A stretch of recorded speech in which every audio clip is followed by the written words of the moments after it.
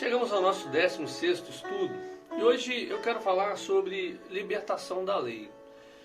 Algumas pessoas nos questionam, olha, se a salvação é única e exclusivamente pela fé em Cristo Jesus, para que serve a lei então? Queridos, Romanos 7, no versículo 12, diz que o plano de Deus, diz que a lei ela é santa, que a lei é santa, que o mandamento é santo, justo e bom. Agora, qual o papel da lei no Evangelho da Graça? O que a lei nos indica? Queridos, o propósito da lei, Romanos 6,14 diz, porque o pecado não terá domínio sobre vós, pois não estáis debaixo da lei, e sim da graça. O grande segredo é nós sabermos definir o que é a lei e o que é graça.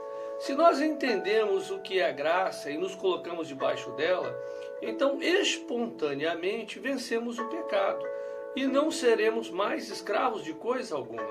A lei exige que você faça, mas a graça fez por você.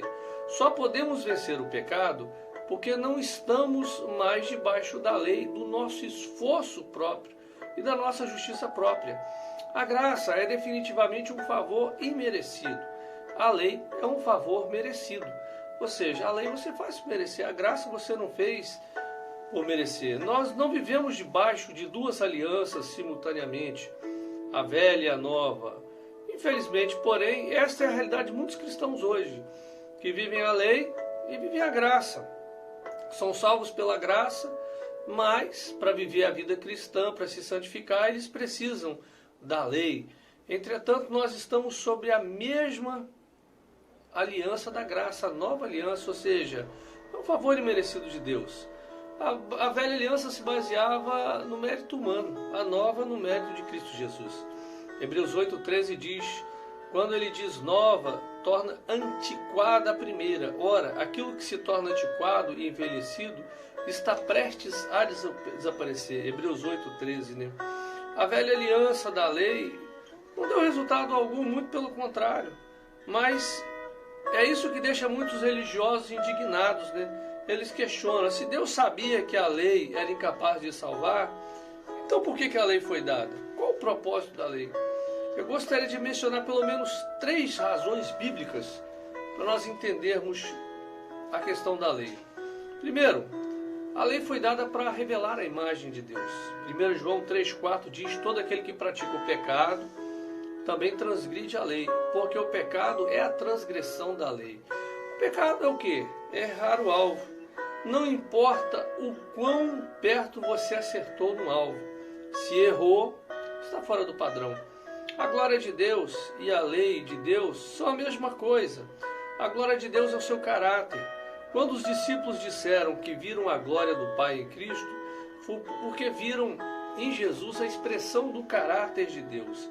Queridos, nós somos feitos à imagem e semelhança de Deus. E pelas proibições da lei nós ficamos sabendo o que agrada a Deus e o que desagrada a Deus. O Espírito Santo, que hoje habita em nós, ele está nos transformando para nós sermos a imagem do Senhor. O Espírito Santo vai nos falar o que nós temos que fazer. Ele vai imprimir a lei do Senhor no nosso coração. Segundo, a lei foi dada para mostrar que o homem é pecador.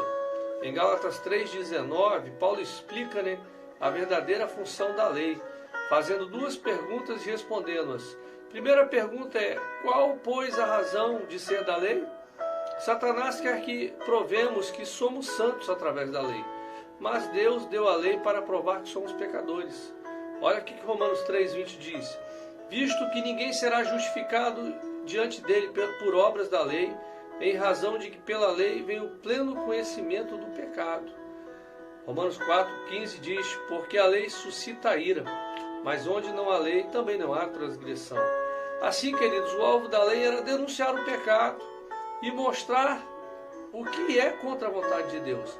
A lei existe justamente para demonstrar que não conseguimos ser o que fomos criados para ser. A lei expõe a realidade do homem. Ela nos faz honestos para nós mesmos. É impossível ao homem guardar a lei. Paulo, em Gálatas 3,19, Paulo diz que a lei foi adicionada para expor o que o homem é e onde ele está. Assim, por um lado, a lei foi dada para nos revelar o caráter de Deus. E ao fazer isso, ela também expõe a nossa condição pecaminosa.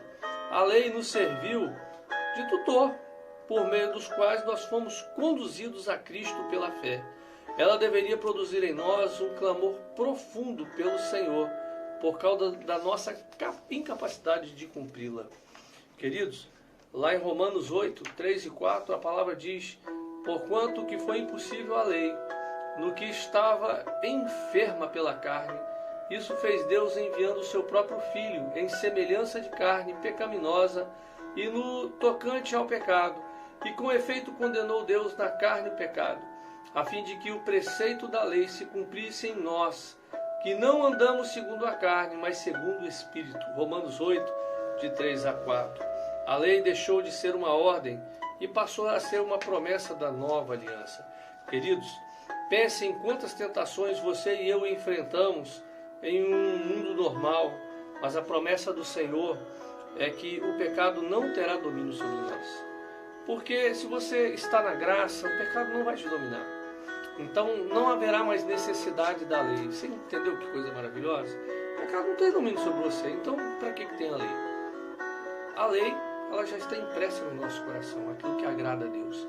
E o Espírito Santo, que é aquele que Jesus deixou conosco, ele vai nos ajudar a vencer todas as tentações.